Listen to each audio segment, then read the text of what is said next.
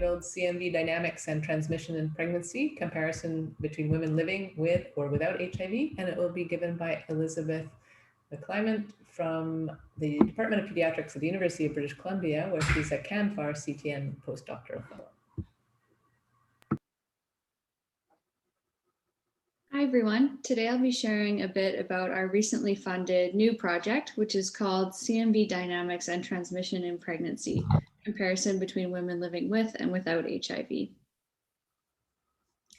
On the slide, you can see my disclosures. So in the past 5 years, I've received grants or fellowships from the organizations listed on this slide. So cytomegalovirus, or CMV, is one of the most common infections globally. It causes lifelong infection in the majority of adults, and it's also the most common congenital infection globally as well. Depending where you are in the world, between 50 to even more than 90% of adults can be experiencing a CMV infection. Importantly, natural immunity to CMV infection is not completely protective. And so we do see reinfection with different strains of CMV as being quite common. And this can also happen during pregnancy. So maternal reinfection is common, and it's likely the main cause of congenital infection as opposed to primary infection or reactivation during pregnancy. The frequency of reinfection has not been well quantified so far. Estimates have shown that between 5 and 29% of pregnant women without HIV experience a reinfection during pregnancy, but these estimates come from serologic assays that only distinguish between a few strains of CMV, and so the true number is likely much higher. We also don't have a good understanding of the role of specific viral genotypes in causing reinfection or congenital infection. And so understanding which specific genotypes are causing these infections can be really important for preventative measures. As this group knows, there are 20 million women living with HIV globally, and women living with HIV are far more likely to transmit CMV to their 1.3 million infants born annually than women without HIV. This is thought to be because of reduced immune control of CMV reactivation and replication. We know that the use of maternal antiretroviral therapy lowers the risk of congenital CMV infection, but the rates still remain much higher, around 4-fold higher among HIV-exposed versus unexposed infants. And so this high infection rate that we see and the associated morbidity in HIV-exposed infants highlights the fact that we need to better understand maternal to child CMV transmission, particularly in this population. So the knowledge gaps we have are, what is the rate of maternal reinfection, and is it higher among women living with HIV? And can we use this information about transmitted viral strains to inform vaccine development? Developing a CMV vaccine has been a global health priority, but so far, a lot of the efforts have focused on preventing primary infection, when in reality, the majority of congenital infection cases are the results of reinfection. So as I was thinking about these knowledge gaps and how we could address those, the Karma Pride cohort came to mind. This is a cohort of women living with HIV and their children. And the primary goal of the study is to establish whether there are unrecognized mitochondrial toxicity or telomere length effects taking place in women living with HIV who take antiretrovirals during pregnancy. This prospective cohort has been going on for quite some time, and so they've been collecting samples from more than 330 women in Vancouver and Montreal since 2004. On this slide, you can see the wide array of samples that are collected in this study, and they're collected all the way from early pregnancy through delivery and to the postpartum period as well. The samples include maternal and infant oral swabs, maternal and infant blood, maternal vaginal swabs, infant ear swabs, cord blood and tissue, and placenta. So it's a really rich collection of samples that are collected throughout the whole perinatal period from women living with HIV in Canada. So we wanted to leverage this existing cohort and these collected samples to address some new objectives related to CMV. And so our objectives that we identified were to estimate the frequency of CMV reinfection during pregnancy among women with and without HIV using novel serologic methods, which I'll describe shortly. To determine the association between reinfection and CMV replication of specific viral strains during pregnancy, again in women with and without HIV. And finally, to identify genotypic features that distinguish CMV strains that reinfect women and those that are transmitted to children versus those that do not. So we'll be using these existing samples from women living with HIV in the CARMA PREG cohort. We'll also be enrolling 296 women without HIV as controls. We know that 90% of the women in the CARMA PREG cohort are CMV seropositive, and so those women will be included. And we anticipate 40% CMV seropositivity among controls who will be screening in the first trimester. And then if they are seropositive, they can be included in the study. So our first step is to identify the CMV seropositive moms. Again, we know this data already for the women living with HIV. For the controls, we'll do serology in the first trimester. We then need to identify the congenital infection cases among infants. So for women living with HIV, for their infants, we'll do quantitative PCR on the infant oral swabs shortly after birth in order to detect the presence of viral shedding and therefore infection. We will actually not be testing the control infants for congenital infection because with the number that we're recruiting, we expect maybe one case. And so we won't really be able to say much from that. And then we also will identify postnatally CMV infected infants by testing the subsequent oral swabs from infants if they are not congenital cases. And we can compare the virus in those oral swabs of the infants to maternal postpartum oral swabs as well. So one of the cornerstones of this project is the use of Veer scan technology. And so this is a technology that's been used for many other viruses, but never for CMV, not yet. And so we'll be using it for CMV specifically, and it allows for the testing of the presence of antibodies against every linear epitope variant of CMV that has ever been sequenced. It uses a phage display library to identify all antibodies to all of those variants. And I know on the right, you can't read this very well, but this is what the output looks like. And so the vertical columns represent individuals and the horizontal rows represent different viruses. And so with the orange and red colors, you can see that in those individuals, those specific virus, they had antibodies to those specific viruses. So in order to address the first objective, which is to estimate the frequency of CMV reinfection, both in women with and without HIV, we'll be taking the maternal blood samples from early pregnancy and comparing those to the maternal blood samples from delivery. We'll be using both the Veer scan technology and strain-specific serology. And if we see acquisition of a new strain between these visits, that represents a reinfection. So we'll be comparing the rate of reinfection between the women living with HIV and controls, and also comparing the diversity of antibodies that we see in these two groups. We'll also characterize the most common strains in the population with respect to vaccine strain similarity, and also assessing risk factors for reinfection. So whether certain HIV parameters are associated or other things that have been associated with CMV infection in the past, like number of children in the home.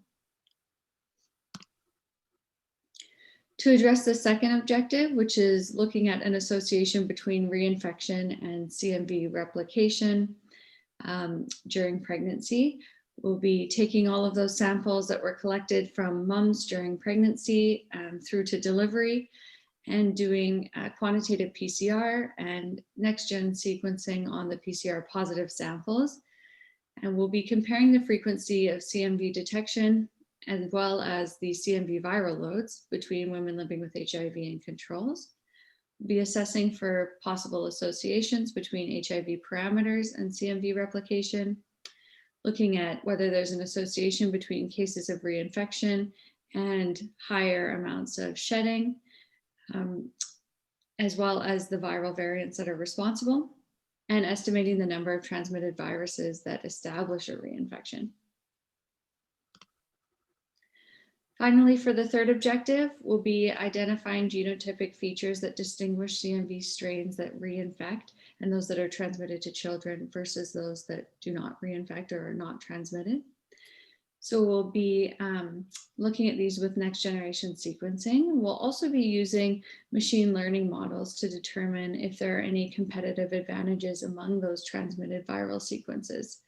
So we'll compare the transmitted variants from infant primary infection to non-transmitted variants in the exposures, so the maternal samples. We'll also be comparing the transmitted variants from maternal reinfections with chronic viruses in the same woman. So is there something that allows those specific variants that establish new infections and reinfections to do so in an easier way? So our next steps are to conduct the project. As I mentioned, this has just been funded from CIHR and NIH for different aspects of the work. And our expected outcomes are to provide new insight into CMV reinfection during pregnancy, including characterizing the transmitted genotypes and differences between established and reinfecting strains.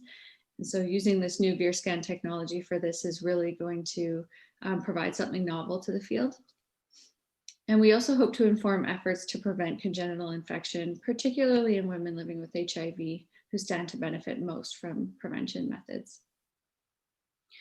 Definitive determination of reinfection during pregnancy would allow the use of targeted interventions such as valacyclovir or hyperimmune globulin. So there are treatment implications to if we can really pin down those reinfections. And finally, identifying the CMV genotypes that preferentially cause new infections or reinfections would allow us to then recommend that those types be included in CMV candidate vaccines moving forward. I'll just end by acknowledging the study team listed on the slide. This study is again funded by CIHR and NIH, and the parent study, Karma-Preg, is funded by CTN and CIHR. And I'm supported by a CANFAR and CTN Postdoctoral Fellowship Award and a Michael Smith Trainee Award as well. And I look forward to your questions. Thank you. Thanks, Elizabeth. That's really, really interesting and novel work. I think often, we take for granted the things that we learned 20 years ago or more, I should say, in infectious disease training that, once infected with CMV, you're immune. And these dynamics are obviously much more complex, and that's probably true with many viruses that were affected. So you're just about to start. I guess there's going to be quite a time lag between when you are able to recruit enough patients to start the analyses. And is there, this work, I guess, will occur in like various stages, as you mentioned, going through? Do you have a plan for like the next year where you think you're going to be by the end of next year? Yeah, so we're luckily the samples from the women living with HIV are already collected and available. So we can start with that aspect of the cohort first while we're doing the recruitment of the controls. And we also have a bit of validation work to start. So using the VeerScan technology for CMV hasn't been done before, at least not in the way that we want to do it. And so we'll have to spend a few months getting that entire process set up. So hopefully we're starting to really analyze the samples before the end of the summer. Great. don't see any questions. Sharon, did you have a question? Elizabeth, to follow up on that, is this virus scan thing able to differentiate new genotypes from, let's say, mutations? And we know that people often shed CMV during a pregnancy, and if you have a lot of viral replication, there may be some nonsense mutations which are not necessarily a new genotype. Will you be able to separate that? Yeah, I believe so. And also the machine learning is going to come in to play with that. So when we do the next gen sequencing and look at the actual variants that are present in all of these samples, we'll be able to get a really detailed look at all the different viruses present.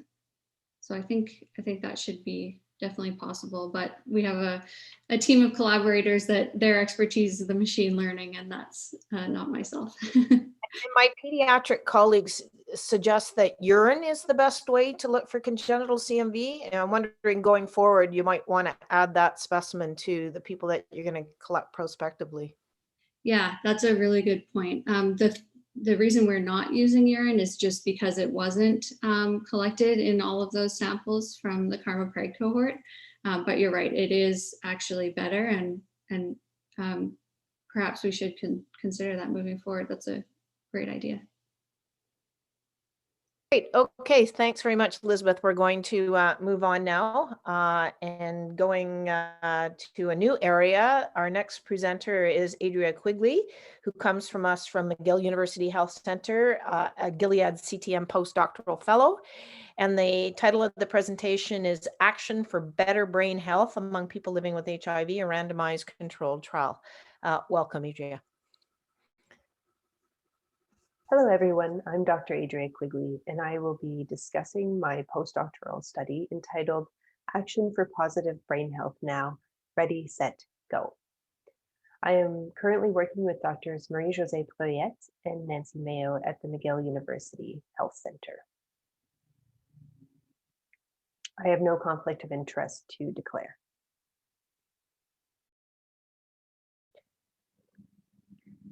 As both the general population and those with HIV age, there has been considerable effort in the research community to identify ways to age successfully. There is evidence indicating that many older people living with HIV could protect or improve their brain health through lifestyle change. Long-term lifestyle change is difficult for everyone, but may be even more challenging for those with a chronic condition that affects cognitive ability, because it can erode the very executive functions needed for effective goal-directed behavior. So the key question is how we can improve adherence to the most promising interventions. This study will test an innovative approach to enhance adherence to lifestyle interventions. Goal management training is a cognitive rehabilitation program delivered over 9 sessions in small groups, and it targets executive dysfunction, teaches self-management and mindfulness techniques. Goal management training also trains participants to use explicit strategies to reduce cognitive load in everyday tasks, as well as methods to cue attention to maintain focus on specific tasks through weekly 2-hour sessions and home practice. The purpose of this study is to estimate the extent to which goal management training, or GMT, before a healthy lifestyle program is associated with adherence to health recommendations, achievement of health goals, brain health, and health outcomes compared to those who participate in the healthy lifestyle program alone. For our inclusion criteria for this study, we will include Action for Brain Health Now cohort participants who are 45 and older, have been living with HIV for at least 1 year, have 1 or more indicators of cognitive frailty, or they do not meet the criteria for successful aging. And we have defined this as fewer than 7 subscales of the SF36 above the Canadian norms. In terms of our exclusion criteria, we will exclude participants who have already participated in goal management training, or if they have medical contraindications to moderate exercise. We will be recruiting a total of 100 participants from 4 sites: the Special Immunology Services Clinic in Hamilton, Maple Leaf Clinic in Toronto, Clinique Médicale Actuelle in Montreal, and the MUHC in Montreal. All the participants who agree to enter the trial will be invited to attend the online Ready Set workshop, which will last approximately 4 hours. Participants will be given instruction on how to set SMART goals, how to use their activity tracker, and how to use 2 apps that we've developed for this study, the My Health app and the My Goals app. All of the participants will be provided with the Garmin VivoFit 4 activity tracker, which is worn on the wrist, and they will be trained on how to use it. Participants will then be randomized to either goal management training or they will enter the Healthy Lifestyle program directly. The goal management training program takes place once a week for 9 weeks, and then those participants will enter the Healthy Lifestyle program. Those in the Healthy Lifestyle program will begin immediately and participate for 52 weeks.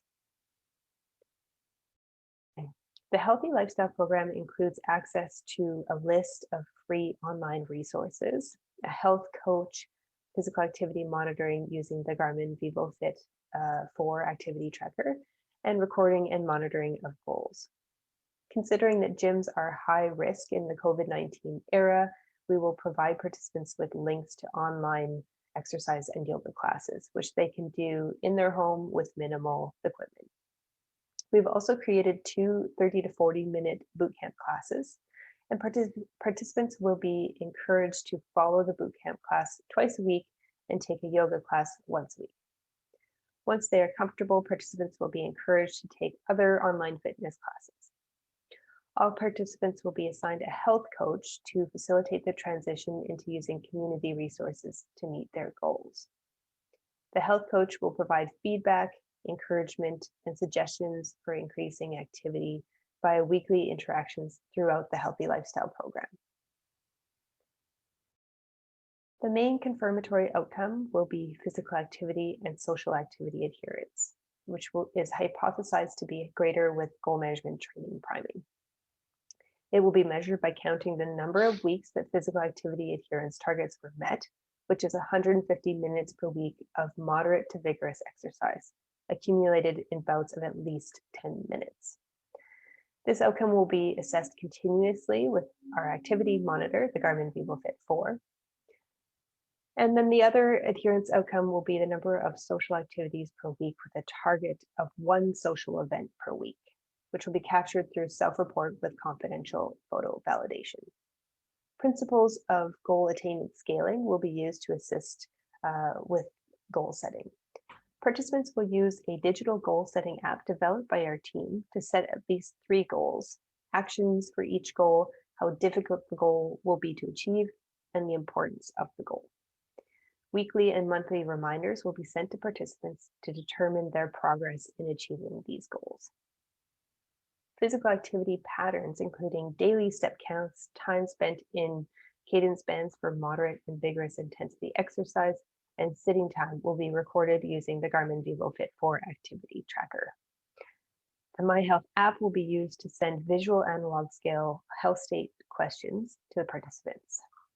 The questionnaires will be sent every week, and the participants will have 48 hours to respond to them.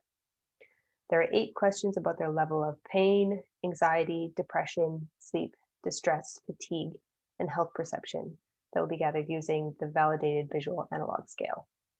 The downstream measures will be administered during their regular ABHN study assessments with a blind trained research coordinator. The ABHN visits are scheduled every 9 months, so all the participants in the trial will have at least 1 visit during the period of the trial and 1 after the trial has been completed.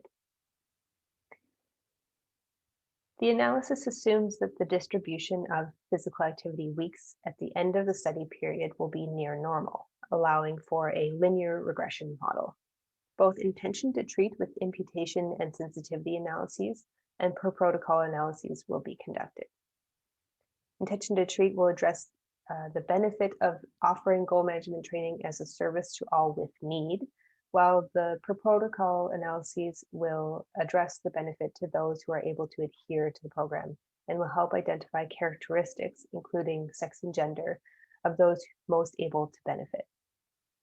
Assuming a 90% power and risk of type 1 error of 0.05, the required number of people for this study is 38 participants per group.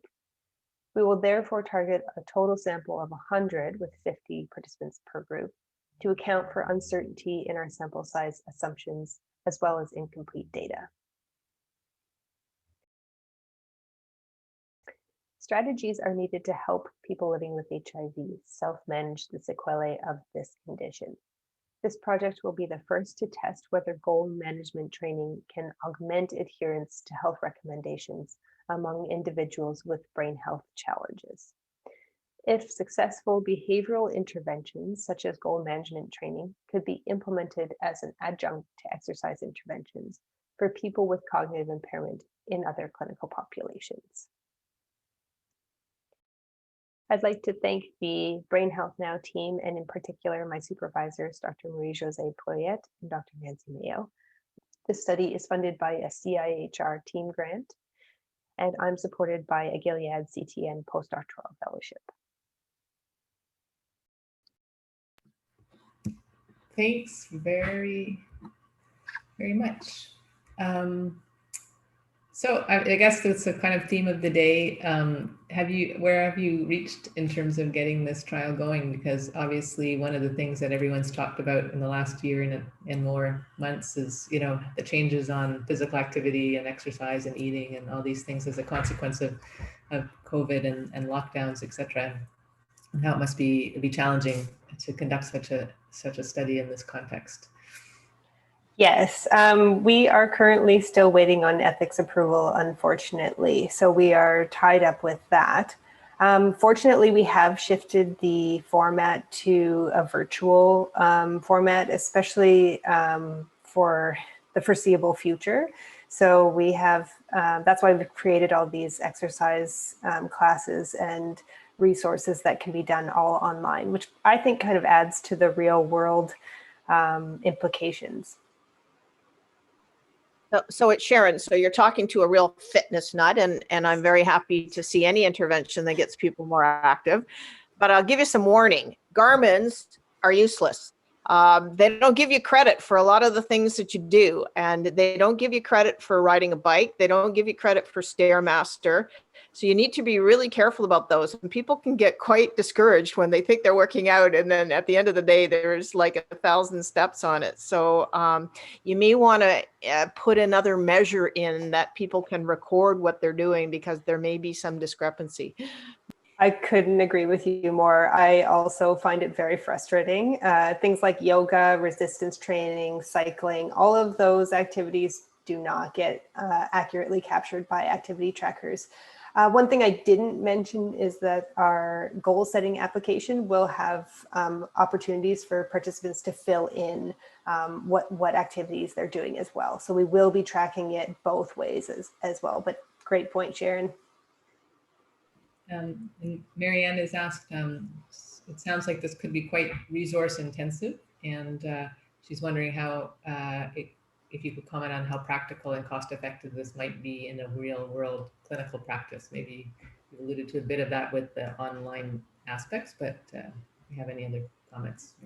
Yes, I think if this study had been conducted in person, we definitely would have seen it be quite resource intensive. But because now we will be doing pre-recorded videos for participants to watch, they will still be doing the goal management training online, but synchronously. So there will be some personnel involved with that and all the assessments, of course. But the resources and the healthy lifestyle program will be, the majority of that will be done asynchronously. So the resources are really not as intensive. Okay, thanks. I think we will continue to move on. Good luck with your proposal. Again, everything in COVID is slowed down, and ethics are not prioritizing these things, unfortunately. Thank you very much. Okay, so our next presentation is from Priscilla Medeiros. She is from the Women's College Hospital at the University of Toronto, and her presentation is entitled Ontario CIHR's Snapshot of Trends in HIV Cascade and Women-Centered HIV Care Toolkit Pilot Study in the Maritime Provinces. Welcome. Hello, everyone. My name is Priscilla Medeiros, and I'm a second-year CTN postdoctoral fellow at Women's College Hospital. I'm very excited to be speaking about my work, which draws on data from the Canadian HIV Women's Sexual and Reproductive Health Cohort Study to investigate the HIV care cascade indices between women living with HIV in the Greater Toronto Area versus the rest of Canada, and to implement a women-centered HIV care model in the Maritime provinces. I would like to begin by acknowledging the Indigenous peoples of all the lands that we are on today. While we meet today on a virtual platform, I would like to take a moment to acknowledge the importance of the lands which we each call home. We do this to reaffirm our commitment and responsibility in improving relationships between nations and to improving our own understanding of local Indigenous peoples and their cultures. I have no conflict of interest to declare. Women living with HIV have a lower engagement and retention across the HIV care cascade compared to men in North America. In Ontario, there are 35,122 people living with HIV, with women accounting for 8,000 of these reported cases.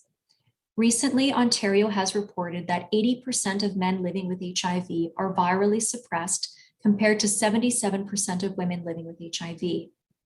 To date, there has not been an assessment of HIV care cascade indices by gender in the GTA. There is concern that, as seen in other large urban settings, that women living with HIV in the GTA are at an increased risk for antiretroviral therapy interruptions due to housing and food instability, childcare responsibilities, and violence.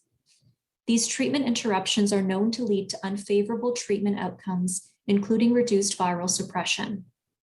In response, my project builds on CHIWO's methods and practices to first examine the cascade of care indices for women living with HIV in the GTA, in the rest of Ontario, and in the rest of Canada. And second, to expand CHIWO's national reach of the women-centered HIV care model and toolkits to the Maritime provinces to improve their health outcomes where little attention has been paid to women's health and social needs.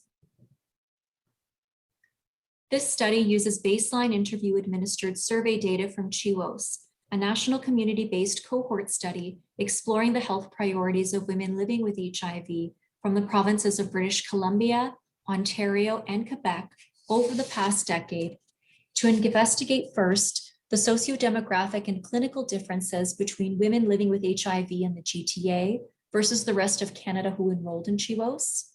Second, the differences in the HIV care cascade stages between women living with HIV in the GTA versus the rest of Ontario and Canada.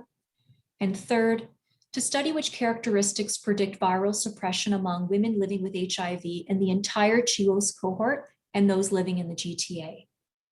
The goal is to provide these findings to inform the GTA's progress towards reaching the UNAIDS 90-90-90 goals.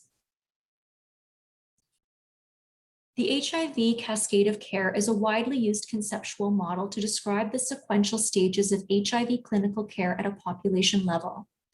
This model forms the basis of the UNAIDS 90-90-90 goals. In CHIWO's, the cascade includes the following stages and associated definitions. First, stage 1, HIV diagnosed. Stage 2, linked to HIV care. Stage 3, retained in HIV care. Stage 4A, ART initiation. Stage 4B, current ART use. Stage 5, ART adherence. And lastly, stage 6, viral suppression. I will now present to you the baseline survey data for the GTA versus the rest of Ontario and Canada. We recognize that women in the CHIWO's survey are gender and ethnically diverse. Of those enrolled in CHIWO's and living in the GTA, 93% self-identified as cis women and 6.2% as trans and other gender identities. In terms of ethnicity, 37.8% self-identified as part of the ACB community, 31.4% as white, and 22.5% as Indigenous. From the following list of demographic characteristics, you can see that women have high levels of education, yet low reported annual incomes. This is in line with data from the larger cohort study. Women living with HIV were also asked to describe their food situation for their household in the past 12 months. For example, one question women were asked to answer was, In the past 12 months, you and other household members worried that food would run out before you got money to buy more. These results show that 71.7% of women in the GTA reported being food insecure in their lives.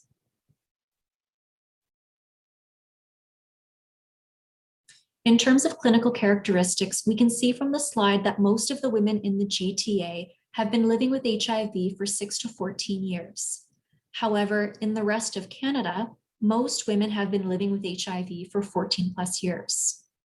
12.1% of women were co-infected with hepatitis C in the GTA, and 3.4% were co-infected with hepatitis B.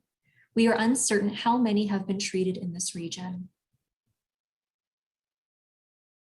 A total of 65.5% of women with HIV in the GTA experienced violence in adulthood, 60.6% as children.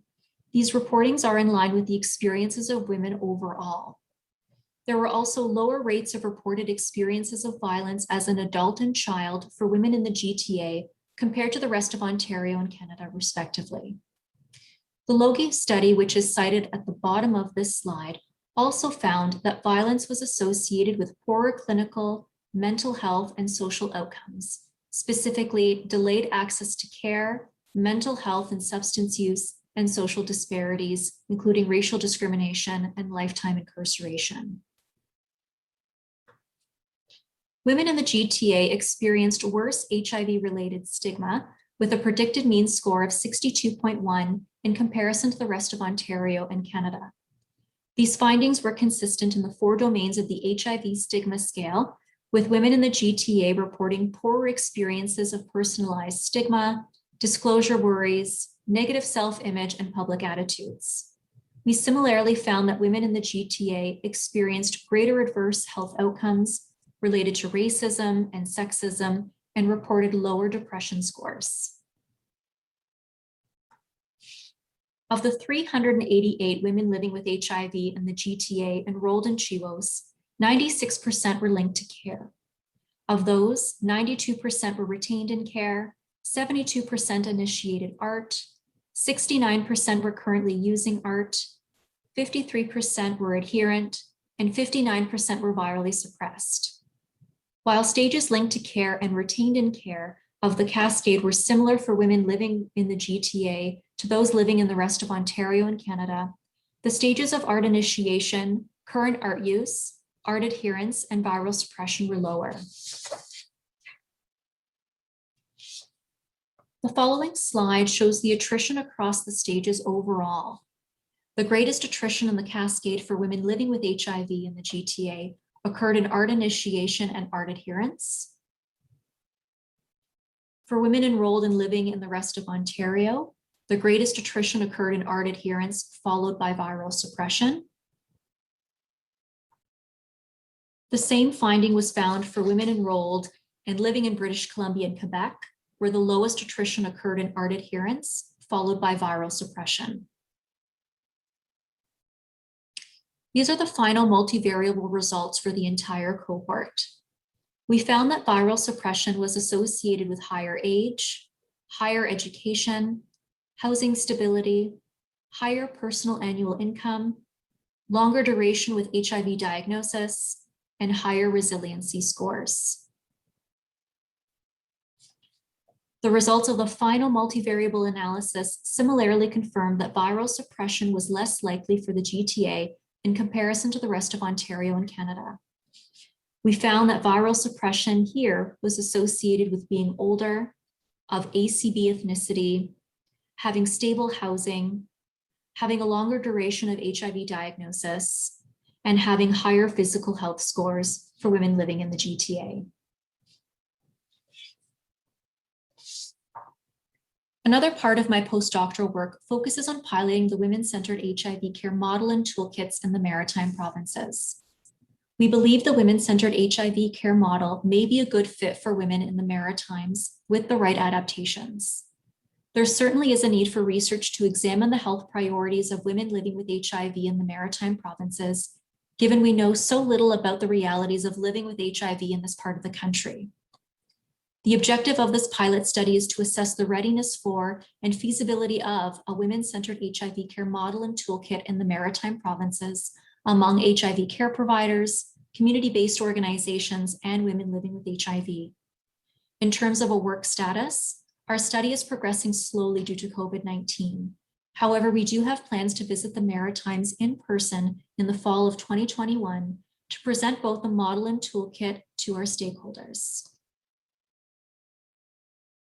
Although the UNAIDS goals are nearly met for women living with HIV in other parts of Canada, women living in the GTA are falling behind, with surprising low rates of current ART use at 67% and viral suppression at 59%.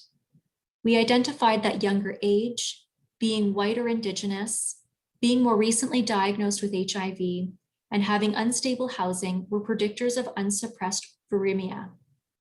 Targeted programming is needed to improve engagement in care that could improve viral suppression rates. These studies certainly have the potential to impact how we care for and approach HIV among women living with HIV across Canada. I would like to thank all of the women living with HIV who participated in CHIWOS, my funder, the CIHR Canadian HIV Trials Network, my supervisor, Dr. Mona Lutfi, for her guidance and ongoing training, and all of the team members involved in my postdoctoral studies. Thank you for your support.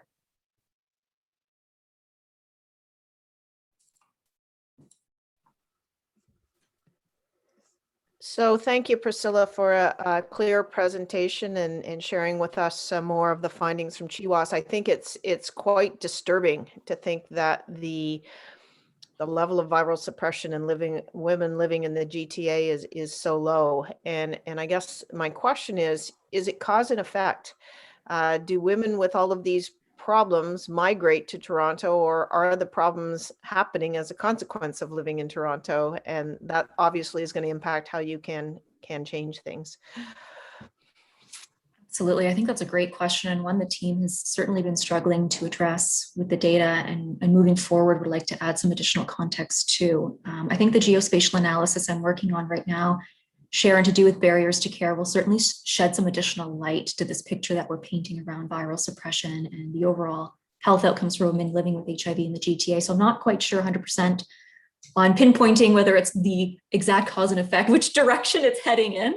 But overall, it was quite surprising and shocking to see that finding within the study. We anticipated it not to be as high as it was in its reporting, especially for such a populous area with a landscape so filled with a great amount of social and health supports. So we certainly are continuing our investigation and hope to come back and return with some additional feedback and comments to answer that question, and certainly provide solutions and through recommendations to improve the health outcomes for women living with HIV.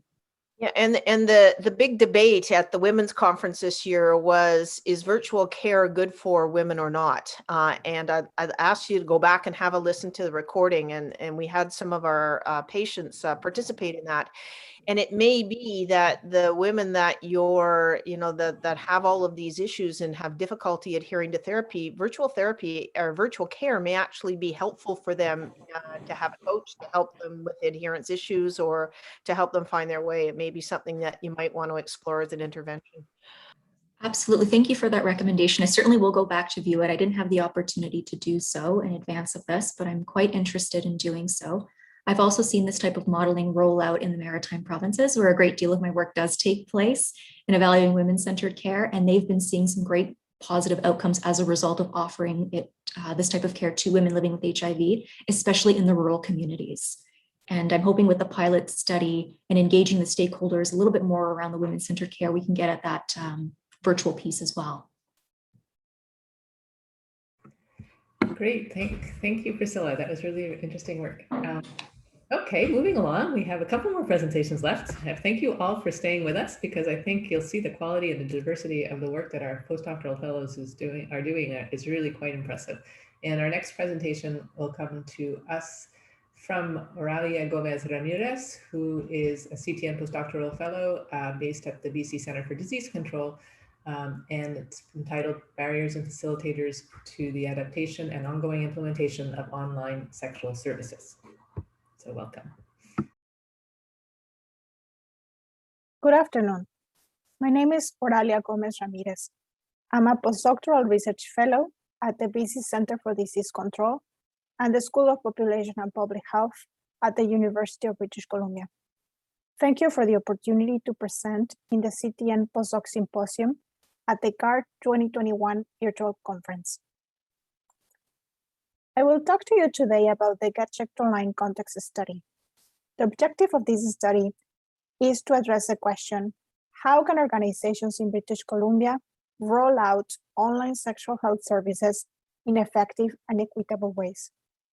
The more specific aims of this study are to understand the contextual obstacles and opportunities that have shaped the implementation of Get Checked Online, and to learn what it takes to implement and expand Get Checked Online in fair and sustainable ways.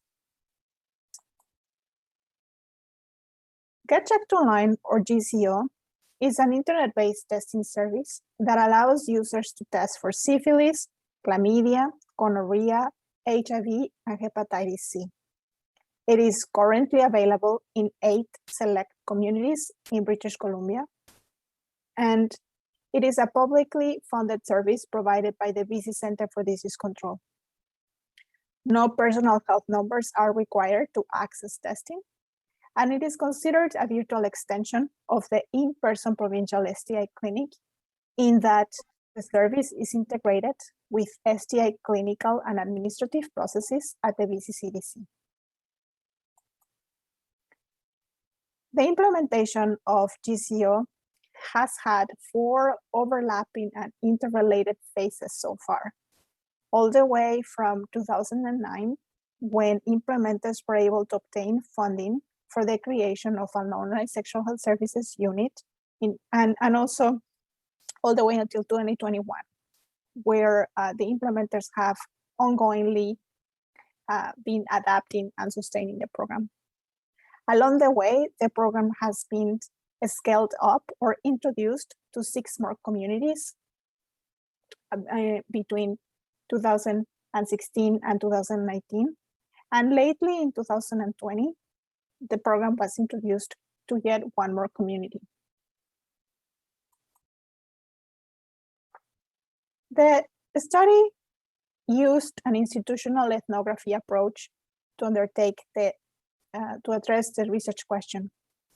Institutional ethnography is a critical research strategy that directs attention to people's everyday work processes and how such processes are socially and institutionally organized. Institutional ethnography allows researchers to focus on what people do and know in specific circumstances and how texts organize and direct those specific everyday activities. For this study, we drew on qualitative data collected between April 2019 and February 2020. This consisted in 25 individual interviews with provincial and regional stakeholders, and this included people directly involved in the implementation of Get Checked Online, as well as in STI prevention and testing services in British Columbia. Interviewees included implementers, public health decision makers, management leaders, clinicians, program staff, contractors, government policy strategists, and community stakeholders. We also observed 21 planning and operations meetings regarding the ongoing implementation, operations, and adaptation of Get Checked Online. During the course of the interviews and observations, several documents were identified by participants as relevant to their work, and we undertook a review of some of those texts as well. The central premise of the preliminary analysis that I will share with you today is that contextual factors and implementation outcomes are constitutive parts of the intervention, and that they influence one another intimately and thoroughly throughout the implementation cycle. In earlier CTN presentations, I have discussed the contextual factors shaping the scalability of online sexual health services. And today, I will focus on the organizational level and sociostructural factors shaping the adaptation, maintenance, and sustainability of Get Checked Online. In regards to adaptation, we have identified two work processes. One was the adaptation of Get Checked Online to be able to retain the test results online indefinitely. And second was introducing two-factor authentication to be able to log to the platform. Facilitators of the adaptation of Get Checked Online include the following. There have been new understandings of privacy, security, and data retention regulations over time. There has been also translation or integration of clinical guidelines into an online environment. And there has been a strong eagerness from implementers and organizations to respond to changing user needs and feedback. Barriers to adaptation have included encountering obscure health system IT decision-making and prioritization processes, which one participant described, for example, as black holes or encountering black holes, as well as facing difficulty in anticipating and for and covering changing technology-related costs. Work processes concerning the maintenance.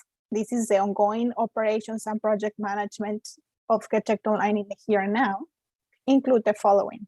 So one is managing and delivering results to clients, and this involves both clinical and public health components, and also maintaining and updating IT systems.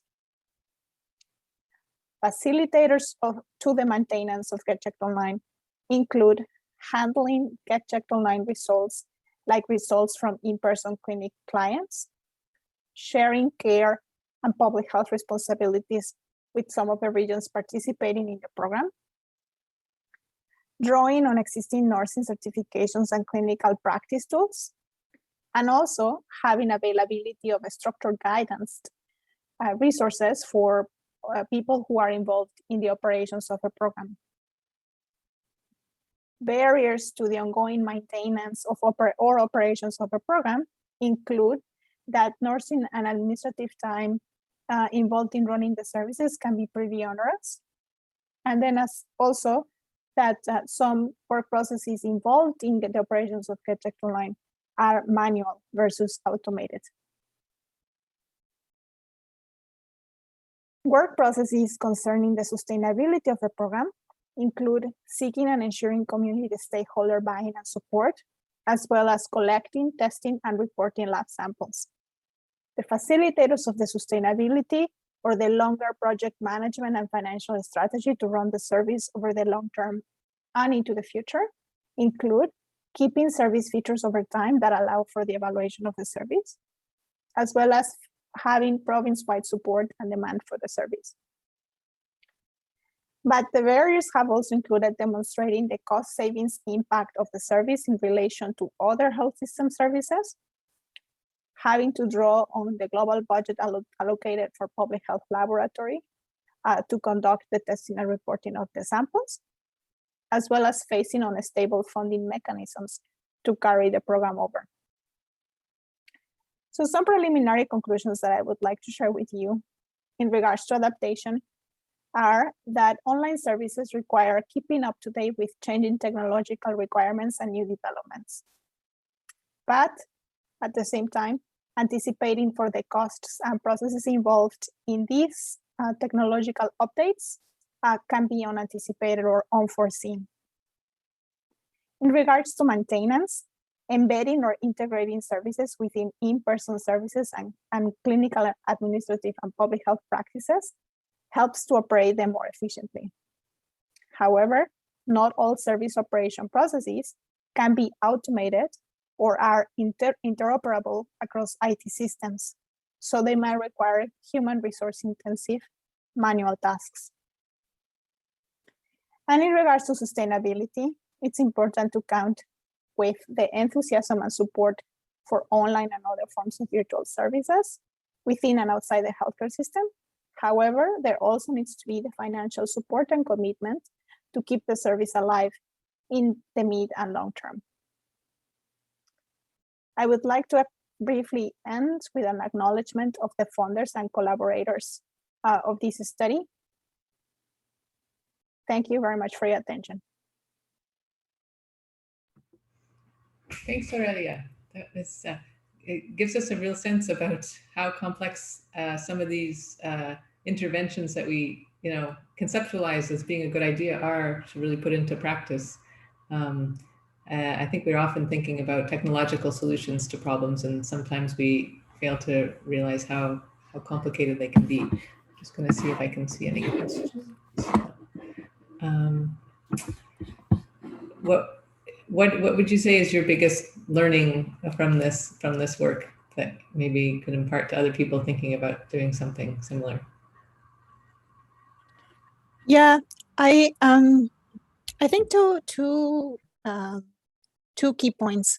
One that stood out to me quite clearly is adaptation, like the challenges and barriers to adaptation, which is like with an online-based service or any virtual care service, you need to account for adaptation from the beginning. It would seem like it's not something that you can take for granted, even just because the technology is constantly and rapidly changing. So that is one key thing. And the other one, just echoing what you were saying, I think is the key point about really needing evaluation, like ongoing evaluation and assessment of all of these virtual care services that have proliferated massively, especially in the last year, because it might turn out that the optimism that we have right now in regards to all of these virtual care and technology mediated interventions might not be necessarily feasible in the medium and long term. And so I think we need to be really strategic moving forward about which interventions actually require virtual, remote, asynchronous or simultaneous care, and when, for whom, and under what circumstances those interventions are required.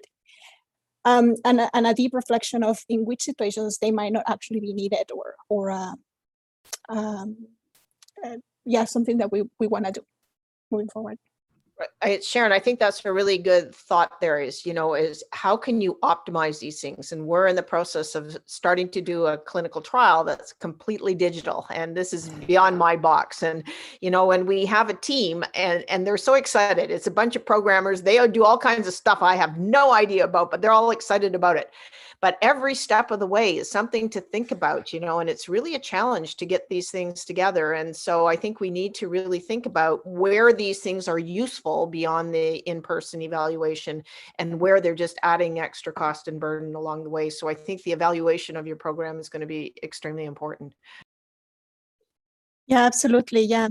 I think as the, maybe right now it's a bit understandable that we have such strong optimism around these kind of interventions. But I think as we become more used to them, as like maybe with a little bit more time, then hopefully we'll be able to realize exactly like in which situations, in which circumstances these kinds of interventions are most needed. They certainly are needed in many contexts, and they are effective in many contexts. So we need to keep them, but I think eventually we'll need to kind of put things into perspective and make an overall global assessment about where we want to put our energies on, because they require a lot of, from an implementation side, they require a lot of human and financial resources. Great, thanks. Yeah. I think we'll move on to our last presentation. Sharon, do you want to? Sure. Okay. So last but definitely not least, and we've certainly had some wide-ranging presentations today in all kinds of areas, and it's really exciting to see all the work that you are doing. So our last presentation is by Shana Skatoon-Sparling, and she is with the Engage study at the McKinsey Institute at Ryerson. And her, I think it's her, I'm sorry, I think it's a her, is examining loneliness and social support to improve safer sex behavior among gay, bisexual, and other men who have sex with men. Welcome.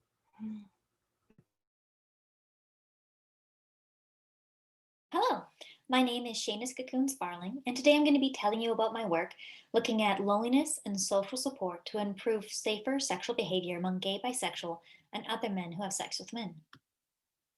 So let's start out by talking about why do we feel lonely? Humans have an innate need to form and maintain interpersonal relationships that are positive, long-lasting, and significant in their lives. Deprivation or only partial fulfillment of our belongingness needs is often experienced as a feeling of loneliness. So loneliness is socially produced. It stems from the subjective appraisal of social isolation. This means that even people who seem to be socially well connected to others can still experience loneliness that negatively impacts their social, emotional, and behavioral outcomes. Now, I'm particularly interested in GBM and loneliness because members of sexual minority groups like gay, bisexual, and other men who have sex with men, or GBM, experience homophobic stigma from their family and peer networks. These experiences can lead to internalized homophobia and minority stress, which are closely linked with difficulty forming social connections, perceiving fewer social supports, and experiencing low connectedness to peer groups and the community. So this means that GBM may be particularly vulnerable to developing a sense of loneliness and isolation compared to their heterosexual peers. Now, among GBM, loneliness is associated not only with negative psychological states like depression and anxiety, but also with behaviors that increase risk for HIV. These behaviors include substance use, compulsive partner seeking, hypersexuality, and condomless anal sex. This likely contributes to the fact that whereas other key populations have seen significant reductions in HIV incidence, GBM remain at more than 71 times greater risk for HIV compared to other men. So the loneliness and sexual risk model tries to speak to this by pointing out that loneliness is accompanied by emotional distress. Loneliness creates emotional discomfort that drives individuals to seek intimacy at all costs to manage this pain. So according to this model, sexual risk-taking results from a reliance upon maladaptive coping behaviors to regulate the negative feelings associated with loneliness. Now, what can help with loneliness? Well, social support. And here I'm talking about perceived social support, which is based upon our subjective impressions of the quality of support we believe we have available. And supportive relationships are an important resource for coping. It can have direct positive effects on health and can also buffer against chronic stressors. We know that social support is associated with low risk or lower risk for mortality among a wide variety of populations, and it has been associated with more recent HIV testing among young Black GBM. Social support can help us form a sense of belonging and meaning in our lives, which facilitates coping. Among sexual minorities, social support has been found to buffer against the negative effects of homophobic stressors on emotional distress. However, more work is still needed to understand how social support might buffer against homophobic minority stress in GBM and its direct effect on HIV risk and protective behaviors. So this brings me to the aims of my project. My goals are to examine how loneliness negatively impacts HIV and STBBI risk and prevention behaviors among GBM, and also to look at whether social support buffers against loneliness-related sexual risk-taking behaviors in GBM. So let's take a look at my findings so far. In study 1, I used a sample of GBM recruited through the Momentum Health study between February 2012 and February 2015. You know that these data were collected before PrEP was widely available in Canada, so I wasn't able to use this as a factor in my analyses. But I did examine demographic factors and sexual behaviors associated with loneliness among GBM. So digging into my results here, I found that lonelier GBM tended to report more sex partners in the last 6 months, a lower likelihood of using condoms during anal sex. I also found that guys who were out, so who were more open about their sexual identity to their family and peer networks, tended to report less loneliness. And guys who reported more social support also reported less loneliness. So these findings demonstrate the association between loneliness and increased sexual risk-taking among GBM, and also suggest that interventions that include supports to help lonely GBM develop strategies to adaptively cope with their feelings of loneliness might also lead to reductions in HIV transmission. These results also support an inverse link between social support and loneliness among GBM, which I decided to dig a little deeper into in my second study, where I'm looking at the role of social support in GBM sexual health. Here I used a sample of GBM recruited through the ENGAGE study. And I examined the main effects of social support on HIV risk and prevention behaviors, as well as the buffering effect of social support against the impact of internalized homophobia. So digging into the results here, I found that higher perceived social support was associated with a greater likelihood of seeking HIV testing in the last 12 months, as well as a greater likelihood of engaging in behavioral or seroadaptive HIV risk reduction strategies, and a greater frequency of talking about HIV status with new sex partners. I also found that it was associated with a lower likelihood of engaging in condomless anal sex, or CAS, without PrEP. So to kind of summarize all of this, higher perceived social support was associated with a variety of HIV prevention-related behaviors and outcomes among Canadian GBM. I also looked at the moderating effect of social support on the association of internalized homophobia with CAS without PrEP. And I found that among GBM with low perceived social support, higher internalized homophobia was associated with higher odds of engaging in CAS without PrEP. Whereas among GBM with higher internalized homophobia, high social support was associated with a large reduction in the odds of engaging in CAS without PrEP. This work is currently under review and will hopefully be published a little later this year. In my third study, I wanted to start looking at two different types of loneliness: emotional loneliness, which is a longing for a partner or close confidant, and social loneliness, which is a longing for a larger social network. Now, I began exploring this topic by collecting a mixed student sample. And you can see I started data collection in 2019 and ended in 2020. So I ended up with 518 participants, and just about half were collected after COVID-19 was on the scene and kind of shut down a lot of parts of our lives, but not online research, thank goodness. As I said, this is a mixed sample, so I recruited women and men to participate in this study. Now, I still have some more work to do to dig into this data, but to give you a sneak peek at some of my preliminary findings, I did find that emotional loneliness was associated with lower perceived social support and more negative online social experiences. I also found that my participants who completed my survey after COVID was happening also tended to report more emotional loneliness than participants who completed the survey before. And I also found that the men in my sample were reporting higher emotional loneliness compared to women. In terms of social loneliness, I found that it was associated with lower perceived social support, similar to emotional loneliness, as well as more negative online social experiences, but it was also associated with fewer positive online social experiences. Now, as I said, I have some more work to do to look at how these two forms of loneliness are associated with other factors related to sexual risk-taking, and this will help inform the next steps of this research project. So I'm really looking forward to that. Speaking of the next steps for my program of research, let me tell you a little bit more about what's next for me. I'm currently collecting a sample of data with the ENGAGE study looking at the impact of the COVID-19 pandemic. We're going to be looking at how Canadian GBM are coping with the prescribed social isolating and social distancing measures recommended and enforced by Canadian governments. I'm particularly interested in how the increased threat of social isolation during the pandemic has impacted sexual risk-taking behaviors among GBM. And I also recently secured funding to explore how fluctuations in online and offline social support over time relate to social and emotional loneliness and health outcomes for GBM in Canada. So stay tuned for that. This research project is going to take up a lot of my time over the next few years, and I'm looking forward to digging into this loneliness research. All right, thank you so much for your time and attention. This has been Dr. Seamus Cocoons-Barling.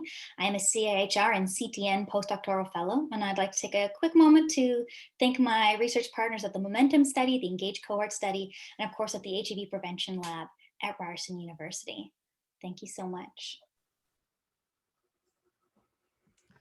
So Shana, thanks very much for a very clear presentation. And again, another project clearly impacted by COVID, but providing new opportunities. And I think, a lot of people have experienced increased loneliness since this pandemic. But as a clinician, we are seeing way more syphilis than we ever saw before. And we are actually very concerned that loneliness has driven people to have unsafe sexual practices. And I think this will be important to capture in your third part of your study. But again, you're going to have to be really careful because people will not necessarily want to report that they're breaking the pandemic rules. And so you may want to tie it to a biologic outcome, such as a new STI. Yeah, oh, I'm sorry, I can't turn my camera on because it says the host turned it off, so I'm not allowed to turn it on. but I am here. Yeah, I mean, that's something that we are kind of noticing in the data we've been collecting through the ENGAGE study is there's kind of, oh, here we go. I can start my video. There we go. Hello, hi.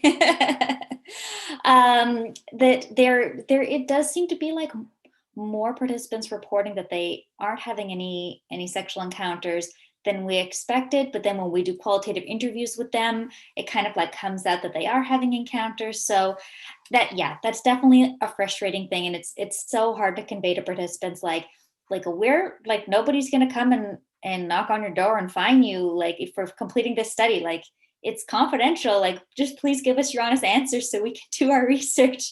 But yeah, I think that is definitely like a complication. And collecting the biological data does give me kind of like a little more insight and a little more security in kind of tracking that issue.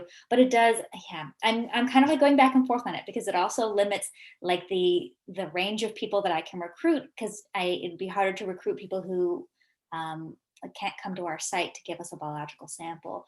So You might be able to do a sub-study for validation, right? You know, you've got your whole cohort, but do a sub-study and then maybe you can adapt your findings. Oh, yeah, that's a great idea. Thank you.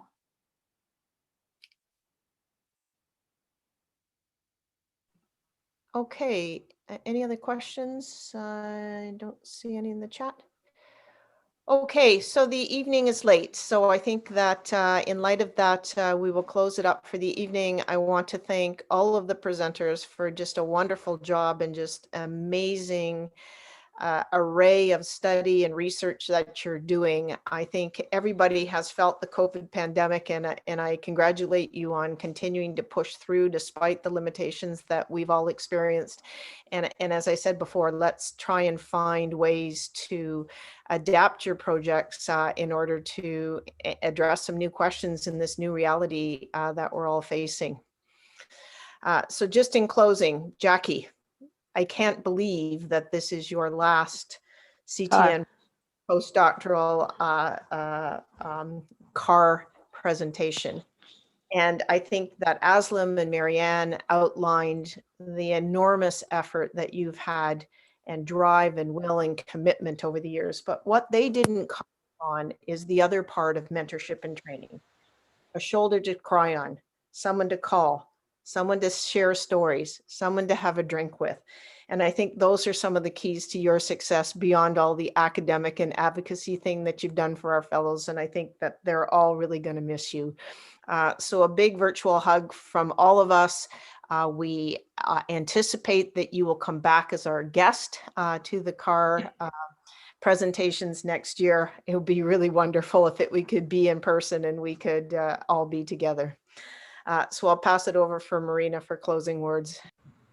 Thanks, Sharon. And yeah, it's hard to follow up on that. I think, Jackie, you know, as a former postdoctoral fellow myself, you've been there constantly at the CTN from the very beginning, and you're going to be missed. And I will miss you too, but I'll keep you in my heart. Thank you very much. But we know that you've not only nurtured all of us, you've nurtured the CTN, and it's grown and changed, and it's become extraordinarily diverse over the years. And I think the postdoctoral fellowship program has actually been one of the drivers of that diversity in terms of the types of studies, the range of studies, the groups of fellows that have come. And that is a legacy that I think you should be extraordinarily proud of, and we really are grateful for. And as Sharon said, we won't let you off the hook. We will definitely drag you back to the next time we can see you in person. And without further ado, I'm going to say goodnight to all of you. And thanks again for these wonderful presentations. It always inspires me to feel that research is moving in really tremendous directions in Canada, and that we have a new generation of scientists that are going to really guide us where we need to go. Thank you, everybody. Thank you, and see you soon.